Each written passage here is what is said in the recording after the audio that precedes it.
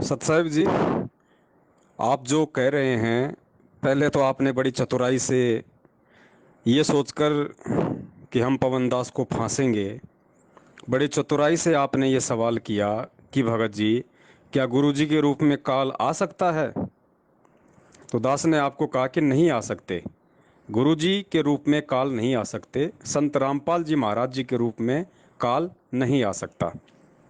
फिर आपने, आपके पास जो मटेरियल तैयार था, स्क्रीनशॉट आपने तुरंत भेजा कि ये देखो भगत जी, गुरुजी कह रहे हैं कि इंद्रमती के सामने काल उसके गुरु का रूप बना के आया था, क्योंकि कबीर जी उस समय इंद्रमती के गुरु थे।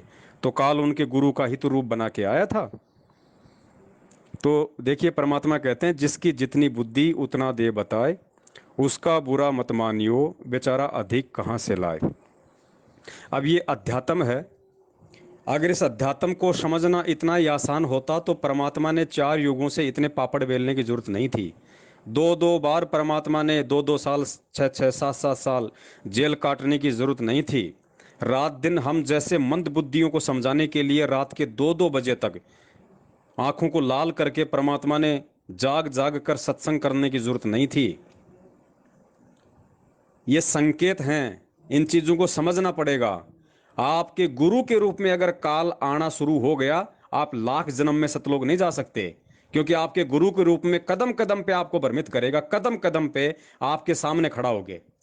आप लाख जन्म सतलोक नहीं जा सकते। और ये तो भक्ति युग है, पीक टाइम है मोक्ष का। इस समय तो 1% भी नहीं आ सकता। वो 1% भी क्या होता है? अब आप जो इंद्रमती का उदाहरण दे रही हैं कि फिर इंद्रमती के सामने उसकी गुरु के रूप में काल कैसे आया, तो बहन जी, उस समय इंद्रमती के सामने इंद्रमती के गुरु के रूप में वो काल नहीं आया। खुद वो कबीर परमात्मा जो उस समय इंद्रमती का गुरु था, उसने खुद ने काल का रूप धारण किया, इंद्रमती की आंखें खोलने के लिए, उसके अंदर वो भय बैठाने के लिए, क्योंकि वो अच्छी आत्मा थी उसकी। और उस आत्मा को परमात्मा ने वर्तमान समय तक लेके आना था। वो आत्माएं पार नहीं हुई, वो सतलोक नहीं गई। उन आत्माओं को भक्ति करवा के, ये बीच के मंत्र दे के परमात्मा ने इस समय तक, आज इस बिचली पीढ़ी में लेके आना था मानव जन्म के लिए। इसलिए परमात्मा भटकते रहते थे अपनी आत्माओं के पास में, तरह तरह के रूप बना के साधु संत के चोले में। अब आप कहोगे जी गुरुजी ने तो कहा कि इंद्रमती पार हो गई, तो बड़े भाई सारी बात वहीं आती है। ये सब कुछ सांकेतिक है। जब इंद्रमती को परमात्मा यहां से ले गए 80 साल की उम्र में, और ऊपर जब मानसरोवर पे ले गए, तो परमेश्वर ने क्या कहा उसको कि बेटा, मन में कोई शंका हो, कोई सोच हो, कोई चिंता हो तो बता। मालिक अंतर्यामी में थे, उनको पता था ना इसके अंदर कौन सा काल ने जहर बैठा रखा है। उसने कहा जी ना मालिक, ऐसी तो कोई दिक्कत नहीं, कोई चिंता नहीं, परमात्मा आपने ऐसा निर्मल ज्ञान दे दिया, कोई टेंशन हो ही नहीं सकती।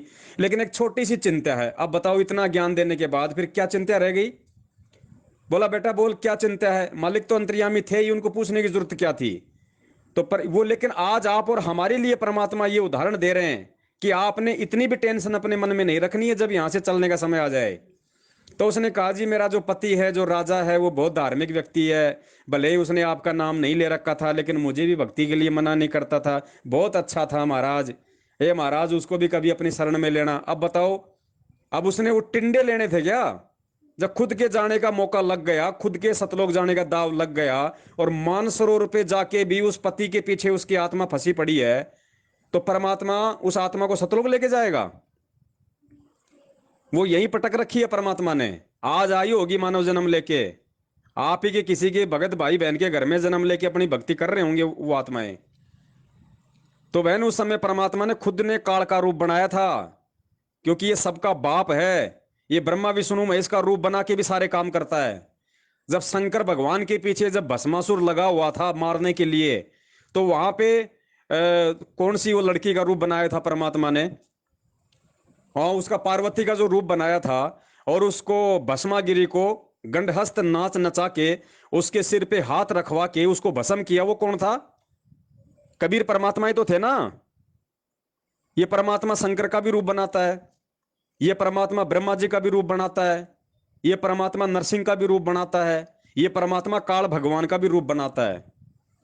अब आपको यकीन नहीं होगा इस बात का, कि परमात्मा काल भगवान का रूप कैसे बनाएगा, फिर तो परमात्मा भी काल हुआ। बस हमारी यही छोटी सोच है। समर्थ उसी को कहते हैं जो कुछ भी कर सकता है, सबका बाप उसी को कहते हैं जो कुछ भी कर सकता है।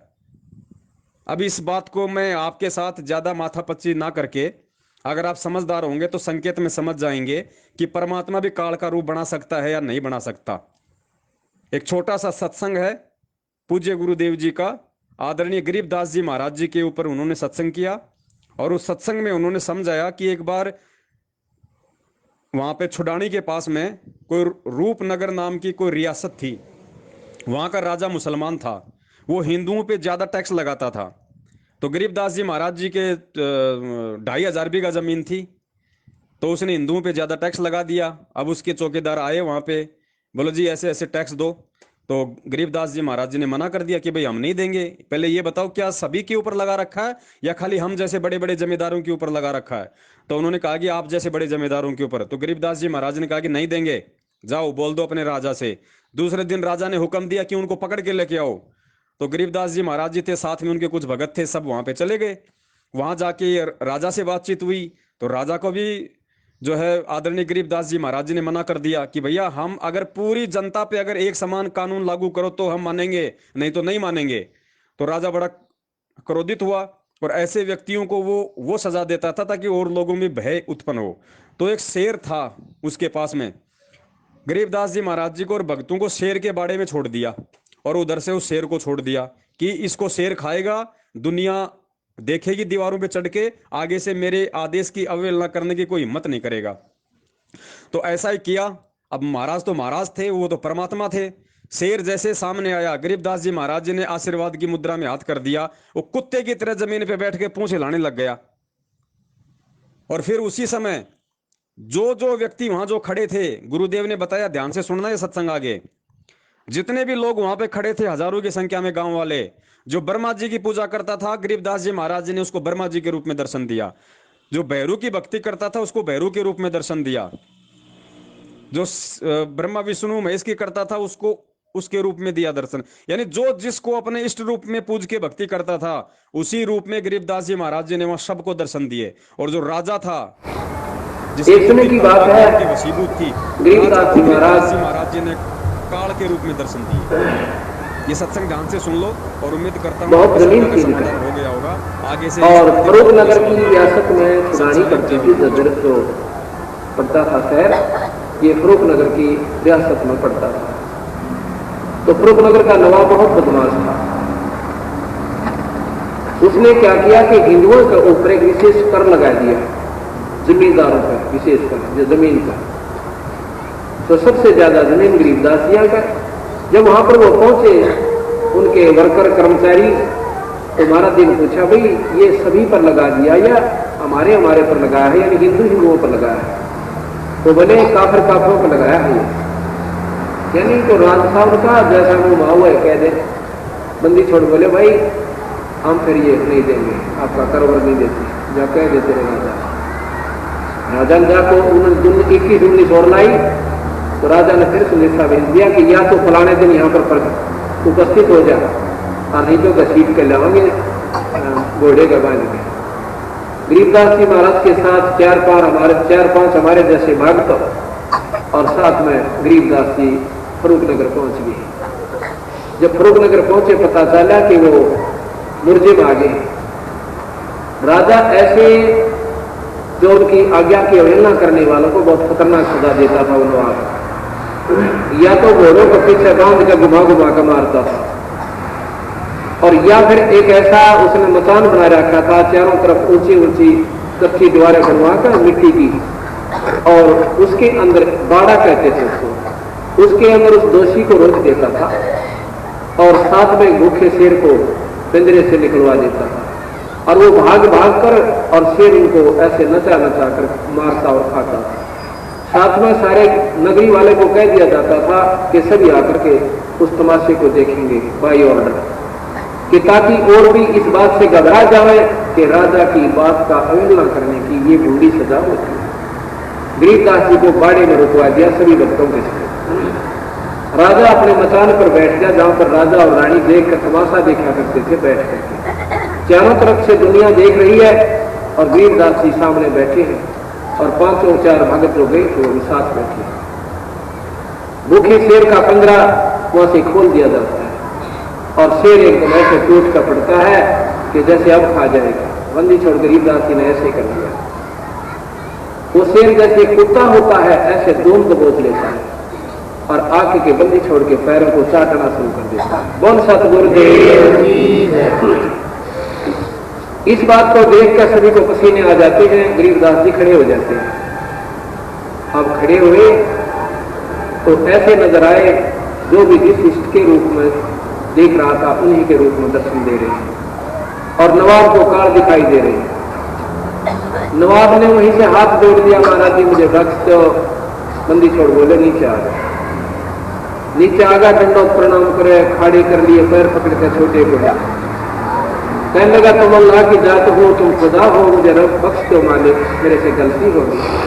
कहने लगा मेरी बात सुन ले ध्यान से, क्या कि ये कर किसी पर नहीं होना चाहिए, या तो राजा समदृष्टि होना चाहिए भाई आपकी रैयत है, आपके ऊपर आश्रित है बेचारे, सबका बाल बच्चे हैं, या तो सम्मान कर लाएंगे और नहीं तो भाई इतना खतरनाक कर इस समय में कौन ही फूक गए। फिर कह दिया कि जीव इंसान तेरे राज में नहीं होगी, अगर दिक्कत ही नहीं। सतगुरु महाराज वहां से आ जाते हैं और शेर भी उनके साथ साथ छुड़ाने आता है। आप शेर को लाकर के महाराज के गौ बहुत रखा करते थे, वहां छोड़ दिया। ऐसे खड़ा है जैसे कुत्ता खड़ा रहा करे, गौ की तरफ नजर भी नहीं करी। 30-7 दिन छुड़ानी में रहा। उसके बाद उसको कान में कोई कह दिया कि जा भाई जंगल में जाकर शरीर त्याग। बड़ी में गया, तीसरे दिन बड़ी में मरा हुआ पाया। किसी जीव की जीव हिंसा नहीं करी उस शेर में। बोल सतगुरुदेव।